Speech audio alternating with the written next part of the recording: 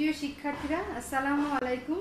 আমি রোকসানা আইভি, সহকারী শিক্ষক, তারার মেলা ঈশান মেমোরিয়াল আধুনিক শিশু বিদ্যালয়, ফরিদপুর। আশা করি তোমরা সবাই ভালো আছো। তো আজকে আমি তোমাদের পাল্লা দেওয়ার খবর এই গল্পটি পড়ব। তোমরা বই খাতা কলম নিয়ে চলে এসো। বইয়ের 86 পৃষ্ঠায় পাল্লা দেওয়ার খবর গল্পটি আছে। তো আমরা এক পড়ি। পাল্লা দেওয়ার খবর। ক্লাসে পড়াচ্ছিলেন শাহানা আপা। এমন সময় একটি বিজ্ঞপ্তি এলো। আপা বললেন, একটা পাল্লা দেওয়ার খবর আছে। আপা খবরটি পড়লেন। নীলগঞ্জ সরকারি প্রাথমিক বিদ্যালয় বার্ষিক ক্রীড়া প্রতিযোগিতা। আগামী 25 তারিখে বার্ষিক ক্রীড়া প্রতিযোগিতা অনুষ্ঠিত হবে। 2টি বিভাগে ছাত্রছাত্রীরা নাম দিতে পারবে। প্রথম, দ্বিতীয় ও তৃতীয় শ্রেণীর ছাত্রছাত্রীরা ক বিভাগে নাম দিবে, আর চতুর্থ ও পঞ্চম শ্রেণীর ছাত্রছাত্রীরা ক বিভাগে নাম দিবে। খেলার বিষয়: 50 মিটার দৌড়, 100 মিটার দৌড়, বিস্কুট দৌড়, মার্বেল দৌড়, বস্তা দৌড়, মোরগ লড়াই, অঙ্ক দৌড়, মনে রাখার খেলা। প্রত্যেকে সর্বমোট 3টি খেলায় অংশগ্রহণ করতে পারবে। যে কেউ যেমন খুশি তেমন সাহায্য বিষয়ে অংশ নিতে পারবে। সকল শ্রেণীতে ছক দেওয়া হলো। তাতে প্রতিযোগিতার নাম, বিভাগ, শ্রেণী, রোল, খেলার নাম লিখে ছক পূরণ করবে। আগামী 23 তারিখের মধ্যে শ্রেণী শিক্ষকের কাছে জমা দিতে হবে। মাকসুদা বেগম, প্রধান শিক্ষক, নীলগঞ্জ সরকারি প্রাথমিক বিদ্যালয়।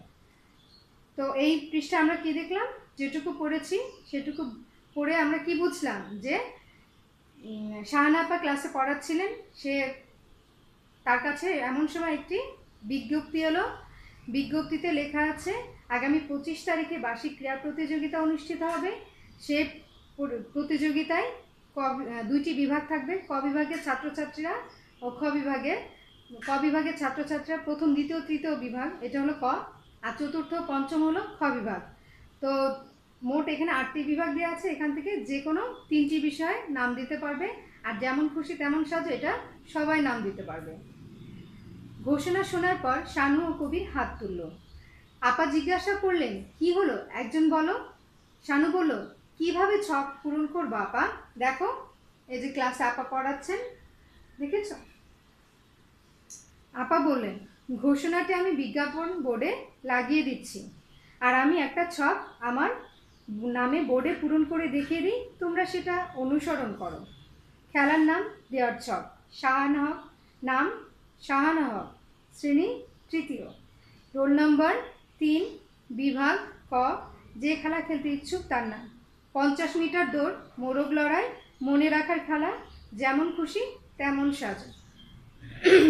তোমরা দেখো, এ অধ্যায়ে আমরা পড়ে যেটুকু শিখতে পারলাম, তার মধ্যে যে কঠিন বানানগুলো আছে সেগুলো আমরা দেখি।